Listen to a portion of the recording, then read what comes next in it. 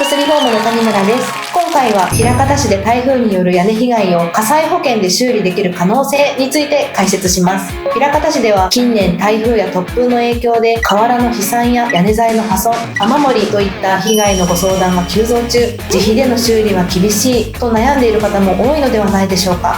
実は火災保険に加入していれば修理費が保証される可能性が高いんです。特に枚方市駅、葛葉、長尾元町、郡園町、藤坂元町、津田駅前、牧野本町などのエリアは住宅密集や風の通り道になりやすい地形で台風被害の報告が多くなっています。この動画では台風被害が火災保険で保証される理由、申請の流れ、やるべきことを分かりやすく解説します。最後までご覧いただければ今何をすべきかがきっと見えてきます。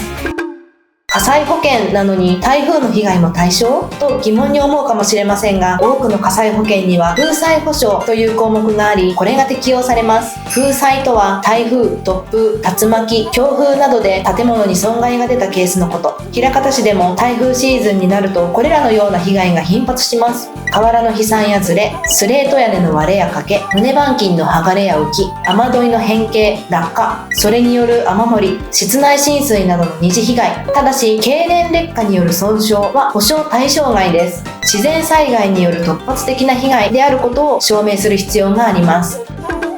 もしご自宅の屋根や外壁に台風被害が出たら、次のステップを速やかに実行しましょう。1、安全の確保。屋根に登るのは危険です。まずはご自身の安全を第一に、応急処置を業者に依頼しましょう。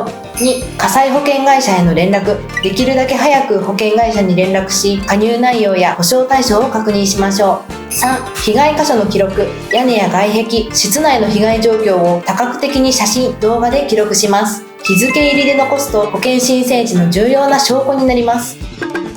火災保険の申請には見積書、被害写真、申請書類の提出が必要です。信頼できる地元業者の選定。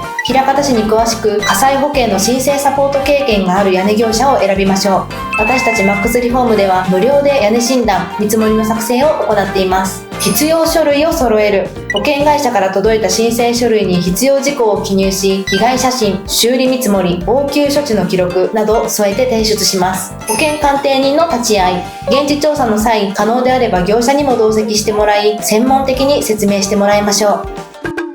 いかがでしたか？今回は枚方市での台風被害と火災保険修理の流れについて解説しました。ポイントは、台風被害は火災保険の風災で保証される。まずは写真記録と保険会社への連絡。地元で信頼できる業者に相談しよう。私たちマックスリフォームは建設業の許可表を社内に掲示し、法令に基づいた施工、適正な申請サポートを行っています。